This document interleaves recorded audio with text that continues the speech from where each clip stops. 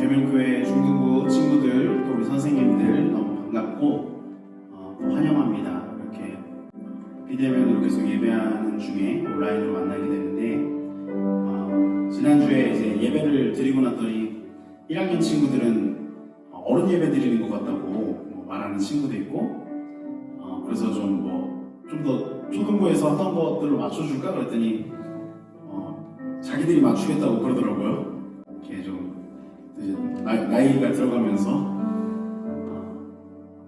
너무 감사하고 또 함께 예배할 수 있어서 너무 기쁩니다. 오늘도 우리에게 부어주실 은혜를 기대하면서 그 주님만 바라볼 수 있는 우리 모두가 되기를 간절히 소망합니다. 사도신경으로 신앙을 고백하고 예배를 시작하겠습니다. 전능하사 천지를 만드신 하나님 아버지를 내가 믿사오며 그 외아들 우리 주 예수 그리스도를 믿사오니 이는 성령으로 잉태하사 동정녀 마리아에게 나시고 본디오 빌라도에게 고난을 받으사 십자가에 못 박혀 죽으시고 장사한 지 사흘 만에 죽은 자 가운데서 다시 살아나시며 하늘에 오르사 전능하신 하나님 우편에 앉아 계시다가 저리로서 산자와 죽은 자를 심판하러 오시리라. 성령을 믿사오며 거룩한 공회와 성도가 서로 교통하는 것과 죄를 사하여 주시는 것과 몸이 다시 사는 것과 영원히 사는 것을 믿사옵나이다. 아멘. 아멘. 우리 각자의 집에서 또 박수 칠 수 있으면 박수 치면서 또 그냥 예배를 구경하는 것이 아니라 함께 고백하면서 기쁨으로 찬양하면 좋겠습니다.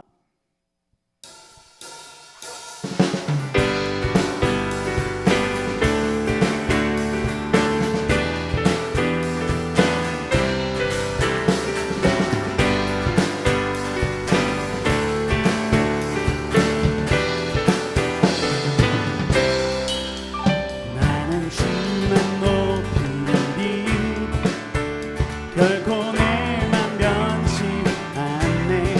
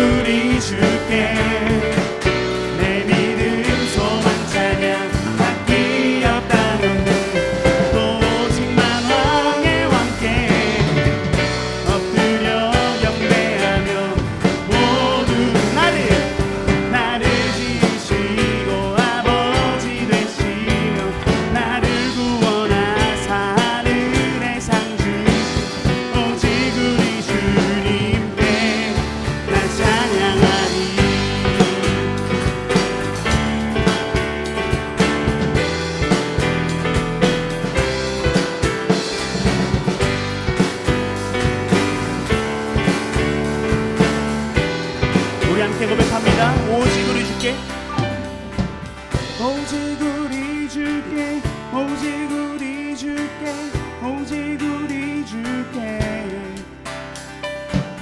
오직 우리 줄게 오직 우리 줄게 오직 우리 줄게 다시 한번 오직 우리 줄게 오직 우리 줄게 오직 우리 줄게 오직 우리 줄게 오직 우리 줄게 오직 우리 줄게 나를 지으시고 아버지 되시며 나를 구원하사 하늘의 상 주신 오직 우리 주님께 나 찬양하리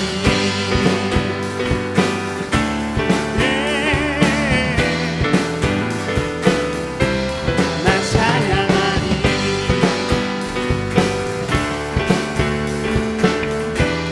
우리 주님만 사랑했다 고백합니다. 이 세상의 부유함보다 이 세상의 좋은 친구보다 나의 꿈을 이루는 것보다 더 귀한 분 필요한 모든 것을 다 얻고 내가 원한 삶을 사는 것보다 어느 누구의 그 사랑보다 귀한 분 붙드소서 주님 나를 놓지 마소서 내 영혼 비추시고 내게 생명 주신 주님 주의 사랑 너무 커 나의 맘 들려줄게 주님만 영원히 사랑해 나의 사랑 멈추지 않아 주님만 영원히 사랑해 나의 사랑 멈추지 않으리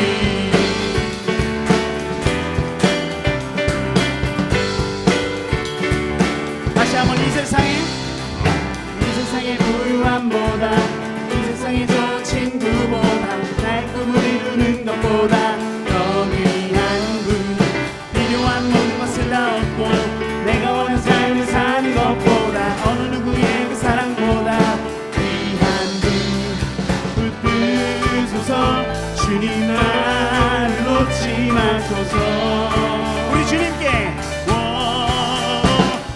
내 영혼 비추시고 내게 생명 주신 주님 주의 사랑 너무 커 나의 맘 들어줄게 주님만 영원히 사랑해 나의 사랑 멈추지 다시 한번 주님만 영원히 사랑해 나의 사랑 멈추지 않으리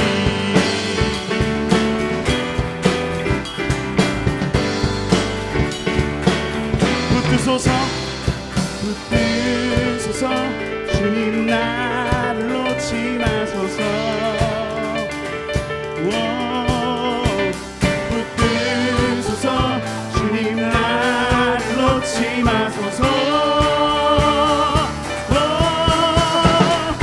내 영혼 비추시고 내게 생명 주님 주의 사랑 너무 커 나의 맘 들려줄게 주님만 영원히 사랑해 나의 사랑 멈추지 마지막으로 주님만 영원히 사랑해 나의 사랑 멈추지 않으리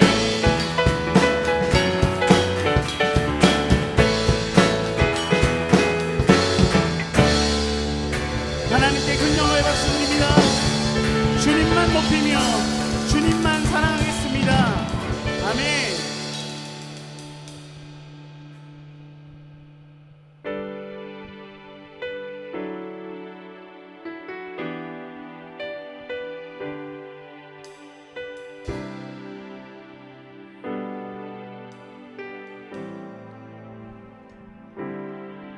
당신은 시간을 뚫고 이 땅 가운데 오셨네. 우리 없는 나는 원치 않아 우리 삶에 오셨네. 자신의 변화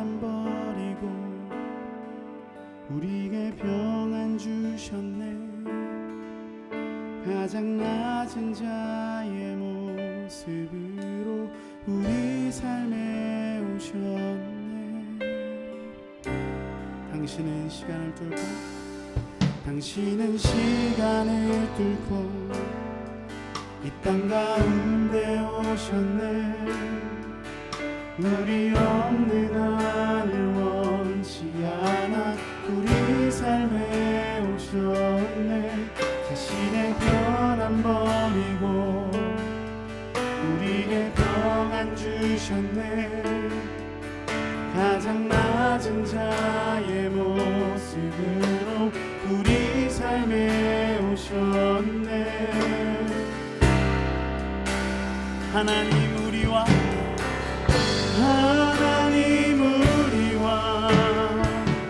영원히 함께 하시네.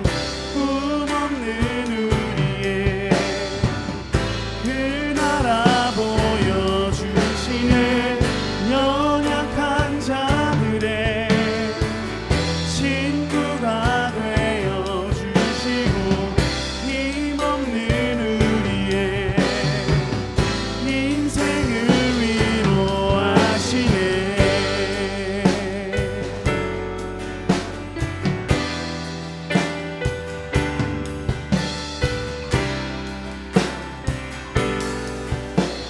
다시 한번 고백합니다.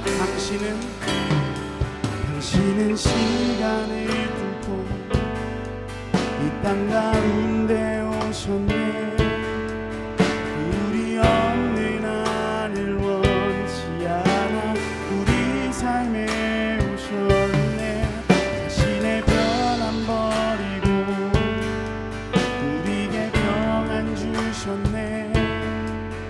가장 낮은 자의 모습으로 우리 삶에 오셨네. 하나님 우리와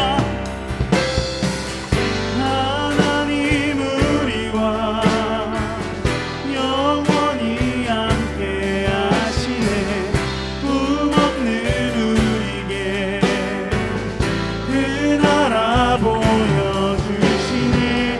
연약한 자들의 친구가 되어주시고 힘없는 우리의 인생을 위해 다시 한번 하나님 우리와 영원히 함께 하시네. 꿈없는 우리에게 그 나라 보여주시네. 연약한 자들의 친구가 되어주시네. 힘없는 우리의 다시 한번 하나님 우리와 영원히 함께 하시네. 꿈없는 우리에게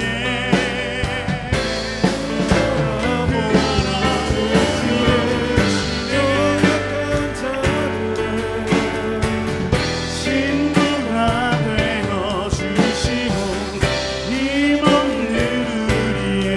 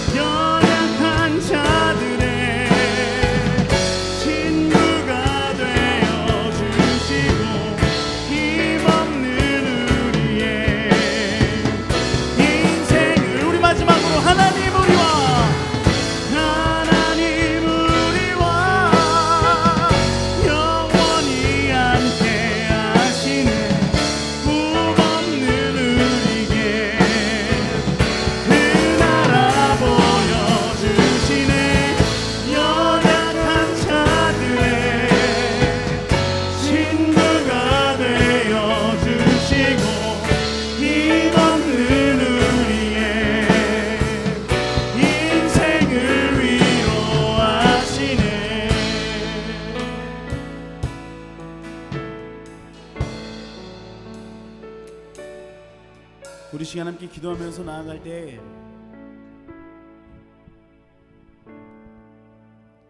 하나님, 오늘 예배를 통해 우리와 함께 하시기 위해서 가장 낮은 자의 모습으로 당신의 영혼의 시간에서 이 인간의 시간 속으로 뚫고 들어오신 그 우리를 너무나 사랑하시는 주님을 경험할 수 있게 해주세요.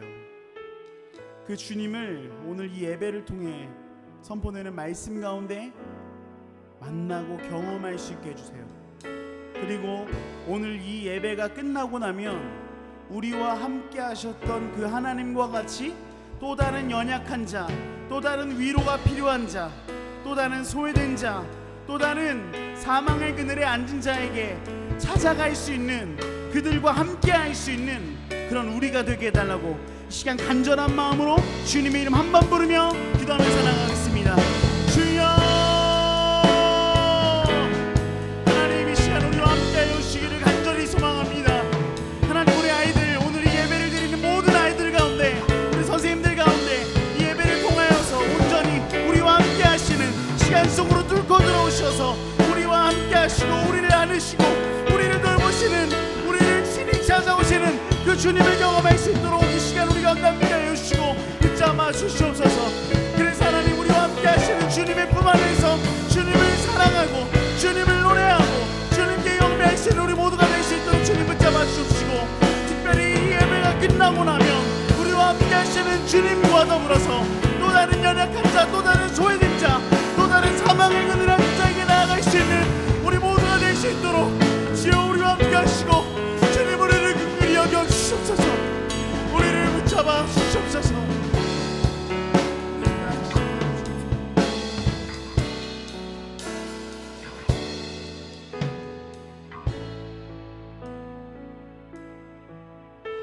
사랑해 주님 감사합니다. 어려운 환경 속에서도 이렇게 우리를 신앙의 공동체라는 울타리에 함께하게 하시고 함께 주님에 대한 마음 키워갈 수 있게 하심에 너무 감사드립니다. 유난히도 추운 한 주였습니다. 코로나로 지친 저희에게 더욱 힘든 한 주였습니다. 하지만 주님, 이 어려운 시기에도 오직 주님 한 분만을 바라보게 하시고 기도하게 해주세요. 수고하고 짐질수록 더욱 주님만 바라보게 해주세요. 오늘 이 시간을 통해 입술이 아닌 진정으로, 마음으로 주님을 경배하는 그런 마음 허락하여 주세요. 우리 학생들 지난 1년간 몸은 편했지만 마음은 고난했던 그런 시간 이제 마무리하고 새로운 한 해 시작하려 합니다. 방학이라는 시간 동안 좀 더 주님 알아가는 시간 되게 하여 주시고 그들을 올바른 신앙의 길로 인도할 수 있는 저희 중등부 선생님들과 그리고 목회자가 될 수 있도록 은혜 내려주세요. 말씀을 준비하신 전도사님에게 많은 은혜 내려주사 전도사님의 입술을 통해 주님의 언어가, 주님의 사랑이 흘러넘칠 수 있도록 해주시고 예배를 받는 것이 아닌 진정 드릴 수 있는 그런 시간 될 수 있도록 도와주세요. 주님, 저희의 이번 한 주도 주님께 온전히 드립니다. 주님 안에서 동역하겠습니다. 감사드리며 살아계신 예수님 이름으로 기도드렸습니다. 아멘.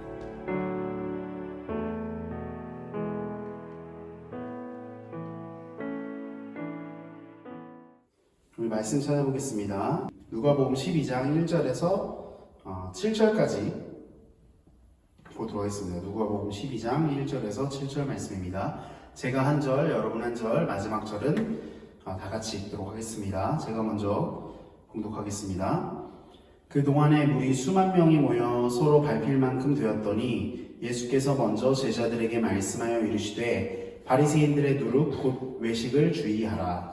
감추인 것이 드러나지 않을 것이 없고 숨긴 것이 알려지지 않을 것이 없나니 이러므로 너희가 어두운 데서 말한 모든 것이 광명한 데서 들리고 너희가 골방에서 귀에 대고 말하는 것이 지붕 위에서 전파되리라. 내가 내 친구 너희에게 말하노니 몸을 죽이고 그 후에는 능히 더 못하는 자들을 두려워하지 말라. 마땅히 두려워할 자를 내가 너희에게 보이리니 곧 죽인 후에 또한 지옥에 던져놓는 권세 있는 그를 두려워하라. 내가 참으로 너희에게 이르노니 그를 두려워하라. 참새 5마리가 두 아사리온에 팔리는 것이 아니냐. 그러나 하나님 앞에는 그 하나도 잊어버리시는 바 되지 아니하는도다. 너희에게는 심지어 머리털까지도 다 세신 바 되었나니 두려워하지 말라. 너희는 많은 참새보다 귀하니라. 아멘. 오늘 그리하면 모든 것이 너희에게 깨끗하리라 라는 제목을 가지고 여러분들과 함께 누가복음 12장 그리고 앞부분 좀 11장까지 좀 말씀을 나누도록 하겠습니다. 우리 지난주부터 계속적으로 누가복음 말씀을 살펴보고 있어요. 지난주에 혹시 누가복음 몇 장 살펴봤는지 여러분 기억나나요? 네, 맞습니다. 누가복음 7장이에요. 전사님 듣지도 않으면서 맞습니다 그러죠. 여러분들 믿으니까 하는 소리예요. 네, 예수님께서 과부의 아들을 살리시는데 부정하다 여겨졌던 그 관에 손을 대시기까지 그것도 함께 하시는 하나님의 모습을 보여주셨어요. 기억나시죠? 저와 같이 의를 경외하고 주님을 바라보는 자들을 구원해 주셔야 되는 것 아닙니까? 이렇게 세례요한이 물었죠. 그런데 오히려 예수님이 세례요한의 어떤 대답 가운데 뭐라고 말씀하세요? 기억납니까? 7장 22절에 너희가 가서 보고 들은 것을 요한에게 알리되 맹인이 보며 못 걷는 사람이 걸으며 나병 환자가 깨끗함을 받으며 귀먹은 사람이 들으며 죽은 자가 살아나며 가난한 자에게 복음이 전파된다라 이렇게 얘기하셨습니다. 누가복음은요 특별히 그 연약하고 소외된 자들에 대한 강조가 많아요. 그리고 특히 그냥 명시적으로 가난한 자에게 복음이 전해졌다 이렇게 얘기합니다.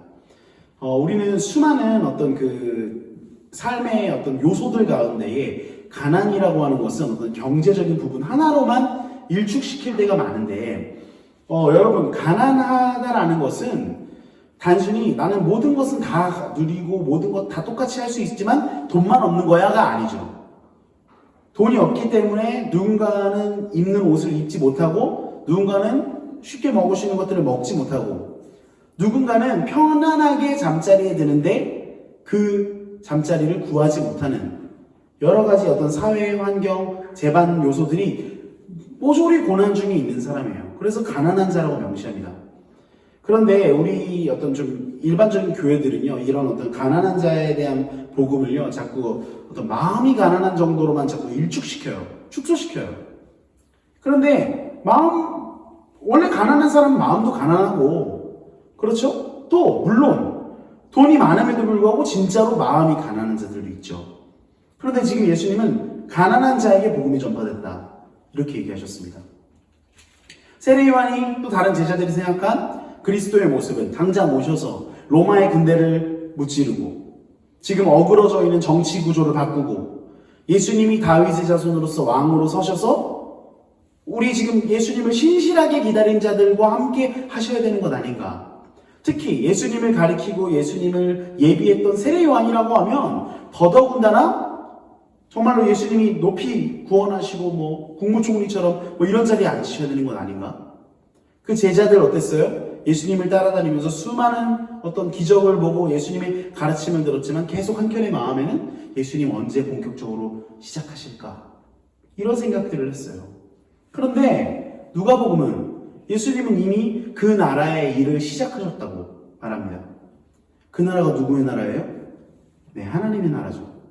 근데 이 하나님의 나라를 하나님 아버지께서 예수님께 권한을 위탁하셨어요. 그래서 주님이 주님의 나라를 이 땅 가운데 이뤄가기 시작하신 것입니다. 그래서요, 사랑하는 여러분, 우리 모두가 지금 우리 모든 한 사람 한 사람이 그리스도인으로서 주님의 나라의 백성으로서 살아가고 있는 거예요. 여러분들도 그리스도인이시고 저도 그리스도인이고 모두가 예수를 그리스도라고 고백하는, 그리스도가 전생 뜻이 뭐라고 그랬죠? 이 신약의 헬라어로는 크리스토스인데 히브리, 어떤 구약에서부터 계속적으로 말했던 히브리어로는 메시아다. 메시아, 그리스도 다 뭐예요? 기름 부음 받은 자라는 뜻인데 특별히 여기서는 왕, 제사장, 선지자에게 기름을 붓는데 그 중에서 왕이신 예수님에 대해서 지금 얘기하는 겁니다. 예수님을 우리가 왕으로 고백합니다. 그렇죠? 예수님을 진짜 왕으로 고백하는 사람들이 그리스도인이에요. 그런데 문제는 뭐냐면요. 우리가 제자들과 똑같은 실수를 한다는 거예요. 예수님 언제 예수님의 일을 시작하실까 하면서 지금 일하고 계시는 예수님에 대해서 간구하고 있어요. 무슨 말 하시는 거예요, 전사님? 여러분들 그동안 배운 게 뭐예요? 예수님 잘 믿고 교회에 잘 다니고 내 경건에 열심히 하면, 경건이라고 하는 것은 뭐 우리가 소위 경건 생활이라고 하는 거 뭐예요? 예배 잘 드리고 또 기도하고 말씀 잘 읽고 뭐 이런 것들 있죠? 개인의 경건 생활이라고 하는. 전도사님은 개인적으로 경건이란 말을 별로 좋아하지 않아요. 물론 성경에서 경건이란 말이 옳게 쓰인 경우에는 너무 좋은데, 우리가 일반적으로 경건하게, 뭐 경건생활 이렇게 말하면 경건하게 뭐예요? 솔직히 말해서 그냥 조용하게 아니에요. 조용하게. 경건하게 있어라. 뭐예요 그게? 여러분, 경건이라는 말이 헬라어로 유세베이아거든요. 근데 이 전사님이 용례를 좀 찾아봤더니 그냥 경외라는 말이에요. 경외. 하나님을 경외한다고 할 때 경건이라는 건 그런 표현이거든요. 하나님 경외할 때 꼭 조용해야 됩니까, 여러분? 전도사님이 앞에서 찬양 막 이렇게 하면 여러분들은 조용하게 계시고, 전도사님은 찬양 열심히 하면 누가 경건한 거예요? 전도사님 옛날에 총신대학교 이제 그 2010년도에 처음으로 이제 입학을 했는데, 이제 학교를 딱 들어갔더니 찬양 인도자들이 다 이렇게 일단 전도사님 같은 몸은 별로 없어요. 이렇게 다 약간 좀 길쭉한 그 소위 교회 오빠의 어떤 상을 가진 분들. 그리고 전도사님은 이 신체의 비밀을 하나 알려드릴 텐데, 이 팔이 붙지 않습니다. 이렇게 몸에 팔이 이렇게 몸에 붙지가 않아요. 그래서 그리고 다리가 이렇게 딱 붙지 않아요. 그래서 좀 되게 오해를 많이 받는 경우가 있죠. 이렇게 좀 거만해 보인다든지, 좀 이렇게 사람이 좀 공격적으로 보인다. 근데 어떻게 해요? 이게 안 붙는 걸.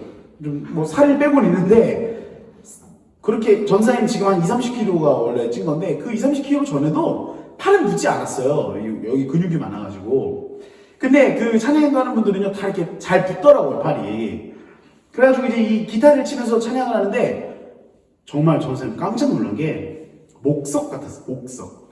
이렇게 몸은 그대로 있어요. 기타가 딱 있고, 손만 움직여요, 손만. 그러면서 찬양을 하더라고요. 그러다가 전사님이 한 2013년도에 이제 한 3년 뒤에 찬양인도를 하게 됐어요. 총신대학교에서. 지금처럼 했죠, 찬양인도를.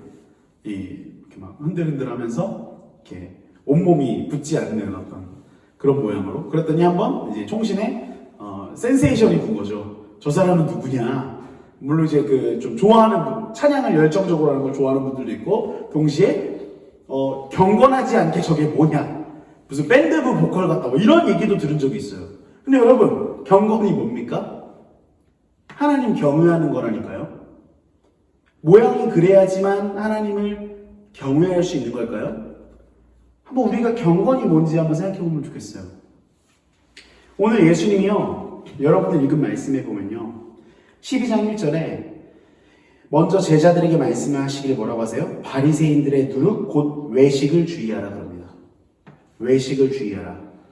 전사님, 코로나 시대에 밖에서 외식하면 안 되죠. 지금 이 얘기가 아니라, 이 외식이라는 건 겉과 속이 다른 그 외형적인 모습들을 주의하는 거예요. 근데 지금 누구의 누룩이래요? 바리새인들의 누룩이래요. 여기서 누룩이라는 건 뭡니까, 여러분?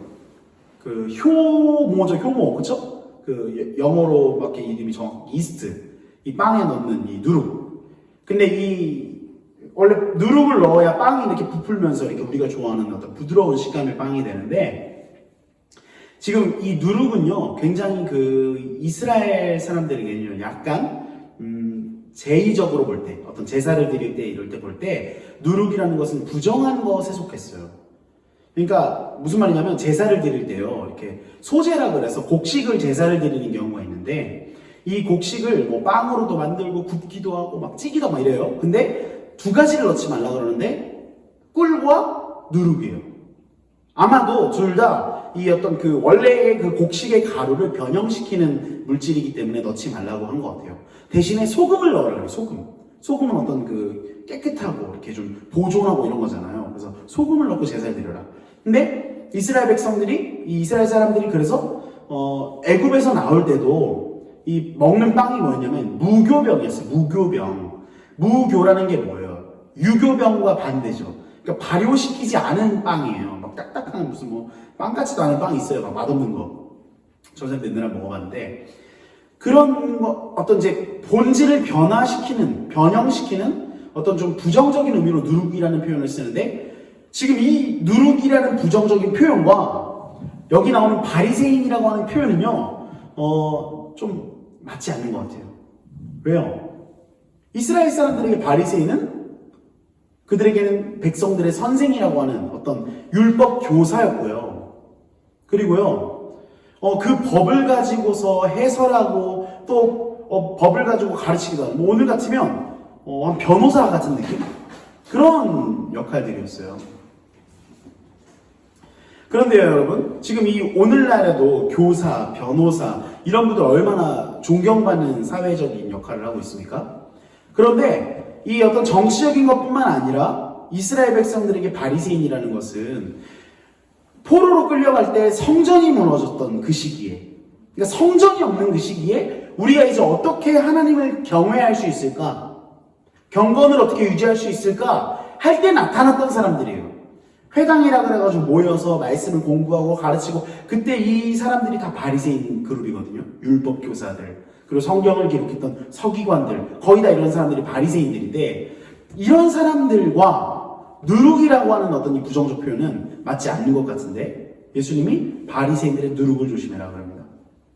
그러면서 이 외식을 주의하라 그래요. 그럼 예수님 말씀 뭐예요 지금? 바리새인은 겉으로는 말끔해 보이고 너희들이 존경할 만한 어떤 뭐 지도자인 것 같고 교사고 변호사 같지만 사실 그들은 겉과 속이 다르다. 그러니까 바리새인들이라고 하는 이 누룩을 조심해라. 너희들의 본질이 변형되지 않도록, 썩어지지 않도록, 문드러지지 않도록 조심하라는 거예요. 도대체 바리새인들이 무슨 일이 있었길래 지금 예수님이 이렇게 말씀하실까요? 오늘 읽지는 않았지만 누가복음 11장 앞으로 좀 가보면요, 37절에 한 바리새인이 이제 나타납니다. 앞에서부터 예수님이 계속 이 말씀을 쭉 하시면서 사람들이 몰려들어요. 그래서 아까 전에 12장 그 1절에 보면 그동안의 무리가 수만 명이 되어서 서로 밟힐 만큼 많았다고 그러거든요. 근데 그 과정 중에 이 바리새인이 이 예수님에게 점심을 같이 잡수시라고 예수님을 청해요. 그래서 저희 집에 오셔서 식사하시죠. 그래서 이제 같이 식사하러 갑니다. 근데요, 38절에 보면 잡수시기 전에 손 씻지 아니하심을 그 바리새인이 보고 이상하게 여겼어요. 그런데 여러분, 예수님한테 뭐 직접 예수님 근데 왜 그 식사하시기 전에 손을 안 씻으세요? 이게 지금요, 뭐 코로나 시대에 왜 그 집에 들어오셨는데 깨끗이 손을 소독하지 않느냐, 이게 아니라 어떤 그 이스라엘 사람들의 어떤 또 전통이에요. 식사하기 전에 이 어떤 손을 씻는, 나를 정결하게 한다고 생각하는, 그러니까 우리가 단순히 소독하는 느낌 정도가 아니라 나를 어떤 정결하게 하는 듯한 느낌까지. 근데 지금 그 전통을, 이 장로들의 전통을 예수님이 지키지 않는 거예요. 그래가지고 이 사람이 말한 것도 아니에요. 그냥 이상하게 여겼을 뿐인데 예수님이 그 속을 아시고 그 내면을 아시고 물어보세요.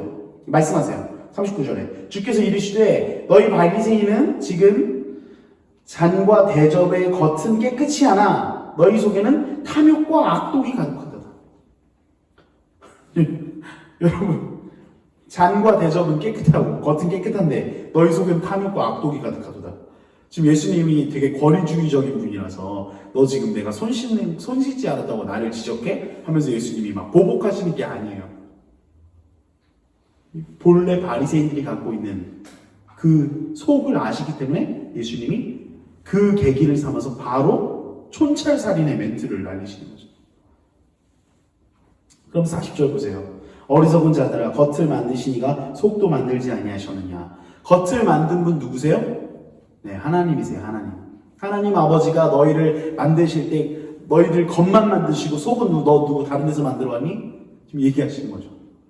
어떻게 이렇게 겉과 속이 다를 수 있느냐. 마치 손을 씻는데 정말 그 내면의 더러움과 추악함은 씻겨지지 않은 너희의 모습이 이와 같지 않느냐? 라고 예수님 말씀하시는 거예요. 그러면서 41절에 뭐라고 하세요? 그러나 그 안에 있는 것으로 뭐하라? 구제하라. 그리하면 모든 것이 너에게 깨끗하리라 말씀하십니다. 너희들의 경건을 위해서 하나님께 예물 드리고 뭐 11조 떼고 뭐하고 다 하지. 근데 차라리 진심으로 그걸 가지고서 다른 일을 구제해봐라. 아까 전에 조쌤이 그랬죠. 가난한 자에게 복음이 전파된다. 가난한 자가 내 눈에 훤히 밟히는데 이들은 미안한 마음이 없어요. 이들은 어떤 동하는 마음의 극률함이 없어요. 자기의 경건을 위해서 나는 무슨 힘을 바쳤고 막 자기의 어떤 오늘 같으면 막 교회에 내가 헌금 얼마 했는지 막 드러내는 사람 같아요. 그러면서 정작 교회 밖에 누가 어려움을 겪든 간에 보지 않는 사람 같이 바리새인들이 그동안 그래왔다는 거예요. 그래서 예수님이 차라리 그 속에 있는 것을 구제해라. 42절 보세요. 예수님이 이때부터 이제 화를 내십니다. 화 있을진저 이렇게 계속 얘기하시거든요. 너희는 화가 있을 것이다 이러면서 뭐라고 얘기하시냐면 너희 바리새인이여 너희가 박하와 운양과 모든 채소의 11조는 들이되 공의와 하나님께 대한 사랑은 버리는도다. 그러나 이것도 행하고 저것도 버리지 말아야 할지어다. 여러분 보세요. 너희들 무슨 11조 다 떼서 10분의 1 떼서 다 예물로 드렸지. 그런데 정작 너희에게는 지금 두 가지가 없대요. 뭐예요? 공의와 사랑이 없다. 전도사님이 전부터 맨날 말한 게 두 가지였죠? 다윗 왕이 이 왕으로 섰을 때 회복된 게 뭐였어요? 이 정의와 공의가 회복돼서 나라가 어떤 의로워지는, 불의한 자는 심판받고 의를 쫓는 자들이 정말 잘 살게 되는. 그러면 단순히 나만 깨끗하게 잘 살면 이게 아니라 그런 사람들이 또 다른 연약한 자들을 도와주고 사랑하는 이 어떤 공의와 사랑 두 가지의 이 어떤 이 조화로운 이 모습. 근데 지금 심지어 바리새인은요. 전도사님이 만약에 바리새인을 봤다 그러면 너희들은 공의는 지키려고 하는데 사랑은 좀 부족한 것 같다 라고 할 줄 알았는데 너희는 공의도 없고 사랑도 없다는 거예요. 한번 생각해 보실래요? 내 이웃, 내 가족, 내 형제, 내 친구 중에 연약한 자가 있는데 그들을 돌보지 않는다? 예수님이 지금 뭐라 말씀하시는 거예요? 그것은 사랑이 없다는 것이다 정도가 아니라 너는 하나님께 대하여 의롭지도 않은 거야 라고 얘기하세요. 바리새인 입장에서 이렇게 했죠. 저 이렇게 11조도 하고 열심히 다 했는데요? 아니 너는 네 마음이 지금 하나님께 모든 예물 드려도 하나님을 향한 진실한 사랑과 진실한 경외가 없기 때문에 넌 의롭지 않은 것이다 라고 지금 예수님이 얘기하시는 거예요. 그럼 전도사님 이제 헌금은 하지 말고 이렇게 가난한 사람만 도우면 되나요? 아니에요. 예수님 뭐라 그러세요?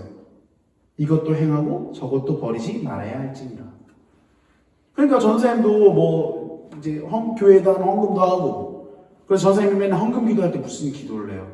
이 헌금이 우리 교회가 이제 하나님께 드린 헌금이 교회를 배부르게 하고 세워가고 이런 것들도 분명히 필요해요.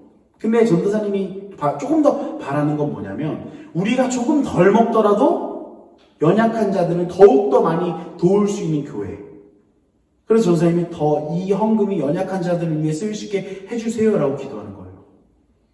만약에 전도사님이 이 구제만 하는 것이 맞다 그랬으면 전도사님 지금 옛날부터 아주 소액이지만 이렇게 이렇게 봉사단체에다가 기부하고 있는 어느 정도 전도사님 생각하는 구제헌금이라 생각하는 금액이 있다 그랬잖아요. 그래서 막 되게 전도사님이 가난할 때 이거 진짜 포기할까 이랬는데 포기 않고 지금까지 왔는데 매달 고민이에요. 맨날 돈 나가면 이거라도 좀 포기할까? 근데 계속 이제 포기하지 않고 하고 있어요. 근데 만약에 여기다가는 다 하고 헌금하지 않는다? 지금 예수님 이거 말씀하시는 게 아니에요.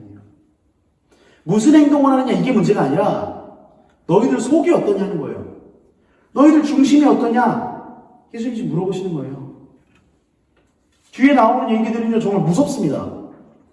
화 있을진저 너희 바리새인이여 너희가 회당의 높은 자리와 아까도 저는 말한 회당이죠? 말씀을 가르치고 또 공부하는 곳 회당의 높은 자리와 시장에 나가서 문안받는 것을 기뻐한대요. 선생님 오셨습니까? 전도사님 오셨어요? 목사님 마치 이런 것들 바라는 사람.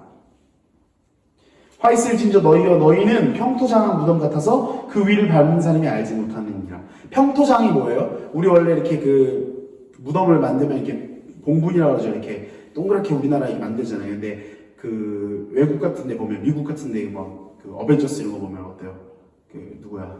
아이언맨 죽었을 때 무덤이 이렇게 평평하고 비석만 세워져 있죠. 이렇게 평평한 무덤을 평토장한 무덤이라고 그러는데 만약에 거기 비석이 없다고 생각해 보세요. 그냥 평평한 땅이죠. 모르고 지나가는 거예요. 근데 지금 이 표현을 예수님이 바리새인에게 너희는 평토장한 무덤과 같다. 그뿐인가요, 여러분? 다른 데에 보면 예수님이 너희들은 회칠한 무덤과 같다 그래요. 이스라엘이면 그 이제 돌이 우리나라 같이 땅땅한 돌이 아니라 이렇게 그 전사님이 그 돌 종류 이름을 까먹었는데 이렇게 돌이 이렇게 잘 굴이 많이 생기는 돌의 재질이에요. 그래가지고 굴이 많고 굴에다가 이제 매장을 하기도 하고 그러는데 거기다가 회칠을 해요. 그러면은 이 무덤인지 아닌지 모르잖아요. 너희들은 그것과 같다. 너희들은 겉은 멀쩡한데 너희 속은 무덤과 같다. 너희들의 속에는 죽음이 있다. 너희들의 속에는 생명이 없다. 지금 이 얘기 하시는 거예요. 그러니까 막 45절에 율법교사 중에 한 사람이 예수님한테 그래요. 우리까지 모욕하십니까? 이제 막 이런 난리가 났어요. 그러니까 예수님도 걷다 대고 아니야 너희들한테 얘기한 건 아니야. 이게 아니라 이르시되 화 있으신 저 또 너희 율법교사여 지기 어려운 짐을 사람에게 지우고 너희는 한 손가락도 이 짐에 되지 않는도다. 한번 생각해보세요. 전도사님이 맨날 설교하면서 여러분 이렇게 해야 됩니다. 저렇게 해야 됩니다. 너희 지금 이렇게 하면 안 되는 겁니다. 막 이러면서 막 전도사님 맨날 얘기해요. 근데 정작 전도사님은 하나도 그렇게 살고 있지 않아. 이웃을 사랑하려고 노력하지 않고 기도하려고 하지 않고 하나님을 향한 어떤 그 신실함을 계속 이어가려고 막 몸부림치지 않고 이렇다고 생각해보세요. 근데 전도사님이 맨날 여러분들에게 높은 기준을 요구해요. 그거랑 똑같은 거예요 지금. 너희들 맨날 율법 가지고서 너 뭐 이렇게 해야 된다. 안식일을 지키기 위해서는 뭐 2km 이상 걸으면 안 된다. 뭐 현대 유대인들은 뭐 엘리베이터도 안 누른다 그래요. 안식일에 일하면 안 되니까. 그렇게 만들어놨어요. 근데 사실 이렇게 만든 이유는 뭐냐면 죄를 짓지 않으려고 이렇게 만든 거예요. 옛날에 성전이 없어져 버리니까 가서 회개할 곳이 없잖아요. 그래서 이 얘네들이 방법이 뭐예요? 죄를 최대한 안 짓게 하자. 그래서 이렇게 막 저렇게 하자. 맨날 다 만들었어요. 근데 정작 사람들에게는 이렇게 해라 저렇게 해라 해놓고서는 자기들은 그렇게 하지 않는. 그러면서 마지막 예수님 뭐라 그러세요? 47절에 화 있을 진저 너희는 선지자들의 무덤을 만드는도다. 그들을 죽인 자도 너희 조상들이로다. 이와 같이 그들은 죽이고 너희는 무덤을 만드니 너희가 너희 조상이 행한 일에 증인이 되어 옳게 여기는도다. 너희들의 조상이 그동안 수도 없이 옳은 말을 했던 정말 하나님의 공의와 사랑을 회복하려고 노력했던 선지자들을 죽였고 너희들도 그들의 후손이라는 거예요. 너희들도 마찬가지라는 거예요. 그러면서 이 얘기를 하시고서 제자들에게 무리가 잔뜩 수만 명이 있는데 예수님의 제자들에게 뭐 12제자 또 뭐 70인 뭐 500의 형제 뭐 많이 나오는데 어떤 예수님을 따른다고 하는 어떤 정말 제자들 수많은 무리들이 있지만 그 중에서 제자라고 하는 사람들에게 너희들은 저 겉과 속이 다른 바리새인들의 누룩을 조심해라. 주의해라. 예수님이 말씀하셨어요. 이 말씀이 오늘 우리에게 주신 말씀입니다. 너희들은 이 외식함을 주의해라. 겉과 속이 달라서 겉으로는 멀쩡한 마치 평토장한 무덤과 같은 이것들을 주의해라. 이렇게 말씀하셨어요. 사랑하는 여러분, 우린 최근에 한 아기의 죽음을 보고 같이 아파했고 같이 울었습니다. 그리고 수많은 사람들이 이에 대한 올바른 정의가 시행되기를 바라는 마음으로 진정서를 넣기도 하고 올바른 법치적 판단을 해달라고 간곡히 부탁했어요. 아이를 입양해놓고 폭행했고 결국 죽게 만들었고 그런데도 수많은 증언들이 있음에도 불구하고 자신들은 그런 죄를 짓지 않았다고 했던 사람들이 그리스도인이었습니다. 그들이 뭐 목회자 자녀였고 이런 건 다 중요하지 않아요. 그들이 그리스도인이었다는 거예요. 그들이 예수님의 제자라고 하는 사람들이었다는 거예요. 아이가 아플 때 앰뷸런스를 타지 않고 택시를 타고 갔다 그래요. 그래서 택시기사가 증언을 했는데 아이가 지금 숨을 쉬지 않는다 그러는데 그 와중에 자신이 잃어버렸던 선캡? 모자를 찾으러 가질 않나? 그 와중에 자기가 같이 교회를 다니는 사람들에게 기도를 부탁했다고 그러더라고요. 전도사님도 많이 울고 회개했어요. 금요일에 예배 끝나고 일을 놓고 기도하는데 관심 없었던 저를 너무 자책하게 되고, 우리 주변에 어떻게 이런 일이 일어날 수 있는지, 그리고 어떻게 전도사님은 이렇게 무능력할 수 있는지, 어떻게 우리는 이렇게 몰랐고 아무것도 할 수 없었는지 회개했어요. 맨날 교회에서 여기서 예배 드리는데 최선을 다하고 좋아요. 선생님도 너무 좋아요. 근데 정작 세상 돌아가는 데에서 연약한 자들에게 관심 갖지 않았던 제 자신도 많이 회개했습니다. 그런데요, 전도사님이 그 사건을 보고 이 본문을 고른 게 아니라 우리 1년 동안 이제 정해놓은 전도사님이 정한 본문이 있거든요. 근데 이 말씀을 설교하려고 그러는데 그 아이의 사건이 너무 겹치는 거예요. 겉으로는 너무 좋은 부부였고 공동체에서도 정말 잘 어울리는 그리스도인이었는데 겉만 멀쩡하고 속은 생명이 없는 무덤이었습니다. 예수님이 화 있을 진저라고 하시는 이 말씀이 그들에게도 들려졌으면 좋겠어요. 그리고 그들과 어쩌면 속에 탐심과 미움과 시기와 악함이 가득한 우리들에게도 동일한 무게로 들려줬으면 좋겠어요.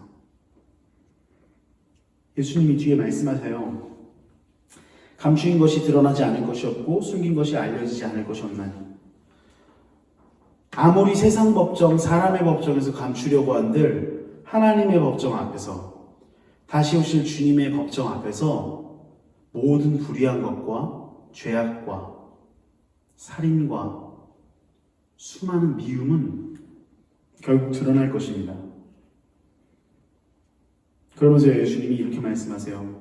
제자들에게 말씀하시는 중이잖아요. 4절에 이렇게 말씀하시네요. 내가 내 친구 너희에게 말하노니 몸을 죽이고 그 후에는 능히 더 못하는 자들을 두려워하지 말라. 마땅히 두려워할 자를 내가 너희에게 보이리니 곧 죽인 후에 또한 지옥에 던져놓는 권세 있는 그를 두려워하라. 내가 참으로 너희에게 이르노니 그를 두려워하라.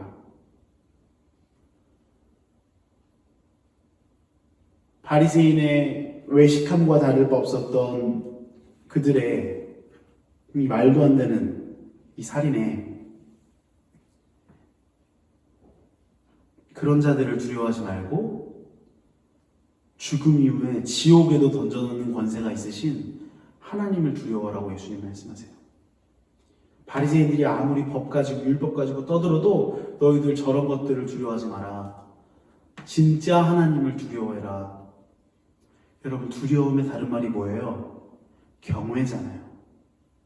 하나님을 두려워하고 하나님을 동시에 사랑하는 것, 그게 경외예요. 바리새인들이 하는 대로 두려워 사는 게 경외가 아니라, 하나님, 마땅히 지옥에도 던져넣는 권세가 있고 모든 죄악을 낱낱이 아시고 심판하실 하나님을 두려워하는 것이 진짜 경외요, 진짜 경건입니다. 그들이 정말 하나님 두려워했다면 그렇게 겉과 속이 다를 수는 없었을 거예요. 그리고 우리도 마찬가지입니다. 전도사님도 부끄럽지만 겉과 속이 많이 달라요. 진짜 부끄러워요. 그럴수록 우리는 더욱더 하나님을 두려워해야 합니다. 그런데 우리 하나님이요, 또 어떤 분이세요? 참새 5마리가 2 아사리온에 팔리더라도 하나님이 그 하나도 잊어버리지 않으신대요. 심지어 머리털까지도 다 세시고, 이게 뭐라 말씀하세요? 너희는 많은 참새보다도 더 귀하니라. 그 아이도 하나님에게 정말 보잘것없는 푼돈으로 팔리는 참새 하나도 세시는 하나님께 기억됐을 것이고, 그리고 오늘 하나님을 두려워하여서 하나님, 저도 이 바리새인들과 같이 하나님께 겉으로는 하나님 찬양하고 예배하는 것처럼 하면서 정작 속은 썩어 문드러지고 무덤과 같은 저희를 용서해 주세요 하는 마음을 가진 우리에게도 동일하게 하나님께서 우리를 귀하게 여기신다는 거예요. 그래서 우리를 위해 예수님 친구로 오셨어요. 친구가 뭐예요? 비슷해야 친구 아니에요? 비슷해야. 너무 저 사람이랑 환경도 다르고 뭐도 다르고 뭐 나이도 다르고 다 다른데 친구하기 정말 어렵죠. 비슷한 그냥 그 수준으로 오시는 거잖아요. 여러분들 수준 어느 정도라고 생각하세요, 여러분? 전도사님의 수준 생각해보면 정말 막 부끄럽거든요. 근데 전도사님 같은 각자에게, 저는 저에게 저 같은 수준으로 예수님이 낮아지셔서 내가 내 친구 너희에게 말하노니 두려워해라. 하나님을 마땅히 두려워해라. 그리고 동시에 하나님이 너희들 지키시고 계시고 너희들 기억하시는 것 잊지 마라. 그래서 예수님이 우리에게 오셨고 연약한 자, 소외된 자, 가난한 자인 우리들에게 기쁜 소식 들고 오신 거예요. 사랑하는 중등부 친구들도 우리 선생님들 모두에게 이 하나님의 함께 하시는 놀라운 은혜, 예수님이라고 하는 이 은혜가 있으시길 바랍니다. 그리고 예수님 우리에게 친구로 찾아오셨듯 또 다른 연약한 자에게 눈을 돌려 그들을 향해 구제하며 나아가는, 그리하여 깨끗함을 정말로 얻는, 용서받은 것 같이 또 다른 누군가를 용서하는 그런 우리 모두가 되기를 우리 주 예수 그리스도의 이름으로 소망합니다. 아멘. 우리 이 시간 찬양하고 기도하겠습니다.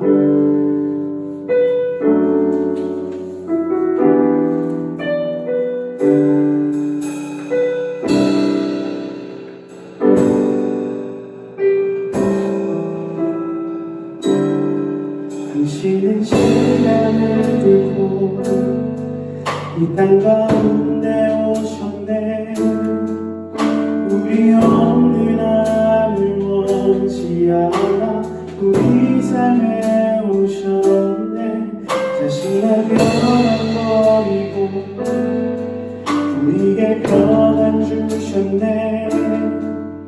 가장 낮은 자의 모습으로 우리 삶에 오셨네.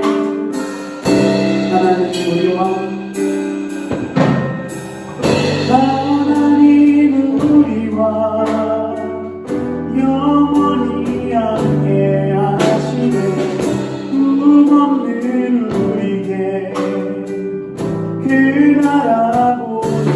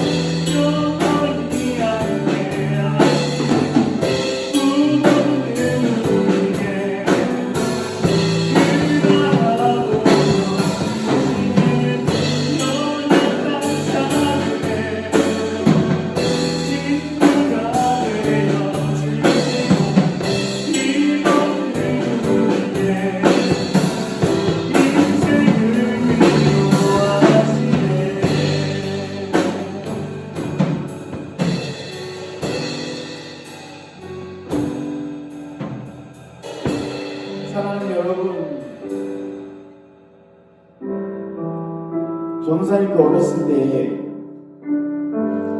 가정 상황이 좋지 않고 또 집에서 보호받지 못한 또 시기가 있었어요. 여러분들이 소위 생각하는 꿈이라는 것이 없었던 때가 있었어요.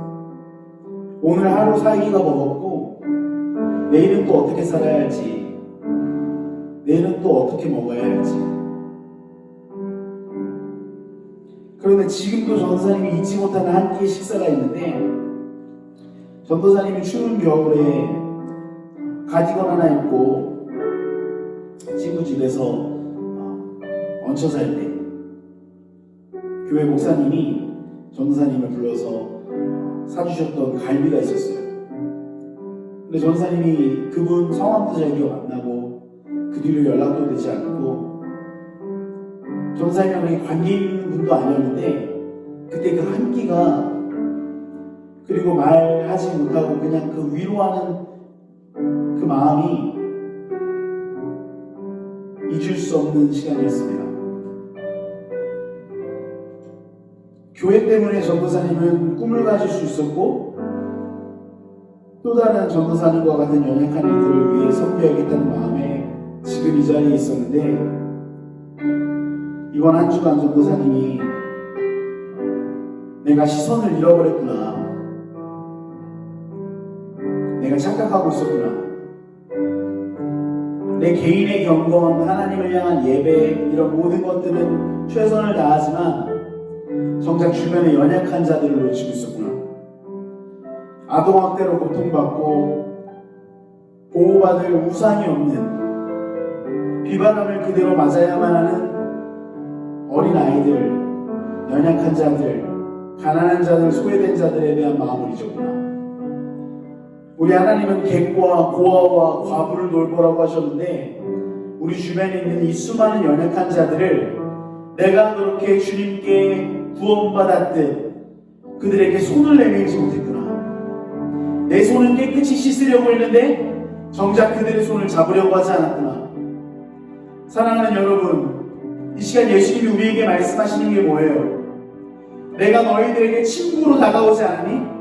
내가 너희들과 같은 수준에, 너희들과 함께 먹고, 너희들과 함께 마시며, 너희들과 함께 자고, 너희들과 함께 걷고, 너희들과 함께 있지 않았니? 그런데 지금 너희들 어디에 있니? 너희들의 손은 깨끗이 씻으려고만 하면서 정작 더럽다고 여기고 손 내밀지 않고 있는 너희들은 누구의 제자냐? 누구의 친구냐? 예수님이 물어보시는 거예요. 이 시간 여러분 함께 기도할 때, 하나님이 나에게 어떻게 함께 해주셨는데, 주님이 나에게 어떻게 함께 해주셨는데 내가 이 은혜를 잊고 또 다른 연약한 자, 또 다른 소외된 자, 또 다른 가난한 자와 함께하지 않을 수 있습니까? 그런 저희들의 이 외식감과 합과 속이 나는 이 더럽고 취약한 우리의 내면을 용서해 주시고, 다시 한번 그들에게 손을 내밀어 우리의 손이 깨끗함을 받는 놀라운 은혜를 깨달라고, 제발 구제물로 우리를 긍휼히 여겨달라고 시간 간절하고 영가지고 주님의 이름 한번 부르며 기도하고 살아가겠습니다. 주님 우리를 용서하여 주옵소서. 주님 우리를 긍휼히 여겨주옵소서. 주님 우리와 어떻게 함께하셨는데 우리의 몸을 알고 불구하고, 이 몸을 수없이 지었음에도 불구하고 우리가 여전히 눈을 감고 춤추고 또 다른 연약한 자들을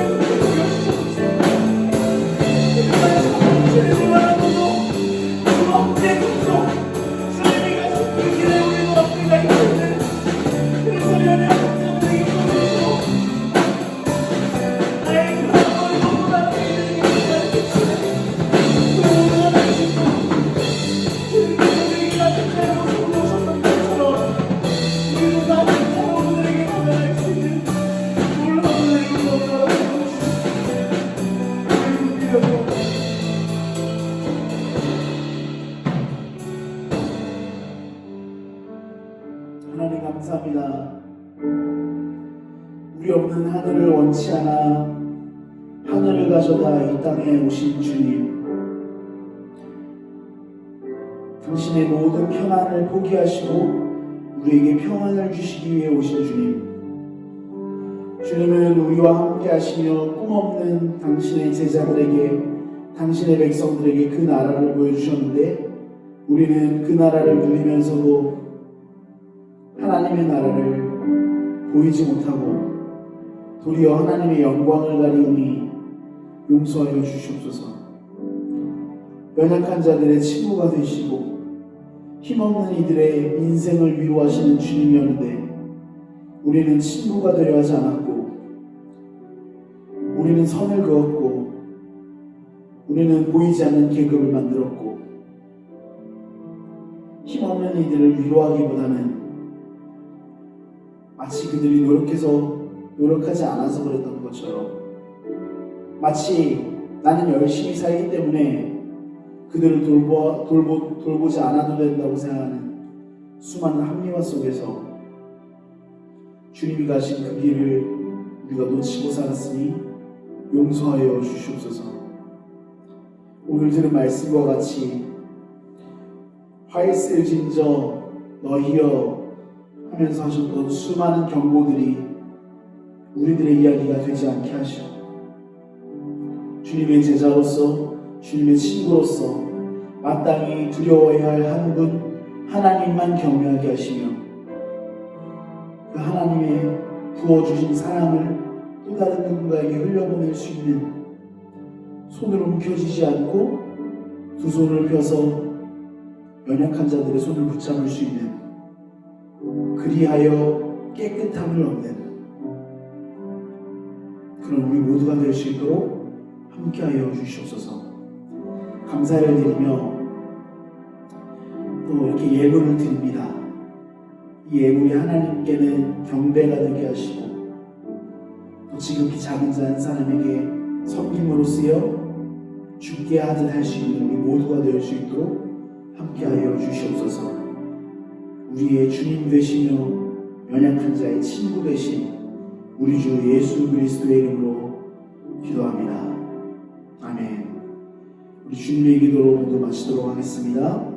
하늘에 계신 우리 아버지여, 이름이 거룩히 여김을 받으시오며 나라의 임하옵시며 뜻이 하늘에서 이룬 것 같이 땅에서도 이루어지이다. 오늘날 우리에게 일용할 양식을 주옵시고, 우리가 우리에게 죄 지은 자를 사하여 준 것 같이 우리의 죄를 사하여 주옵시고, 우리를 시험에 들게 하지 마옵시고 다만 악에서 구하옵소서. 대개 나라와 권세와 영광이 아버지께 영원히 있사옵나이다. 아멘.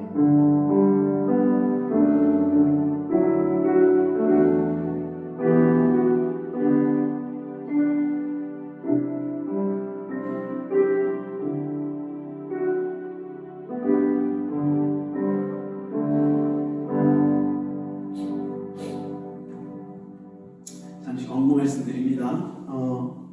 이후에 또 줌으로 같이 모여서 잠시 광고하고 또 소그룹별로 흩어져서 부모임 진행할 테니까, 여러분들 지금 아직 줌에 들어오지 않은 친구들이 있다면 선생님들 보내주신 링크로 접속해서 줌으로 들어오시면 좋겠고요. 같이 모임할 때 얼굴 보고 싶어서 줌으로 하는 거니까 화면 가리지 마시고, 특히 소그룹 할 때는 꼭 얼굴 잘 공개해 주셔서 같이 모였으면 좋겠습니다. 축복하도록 할게요.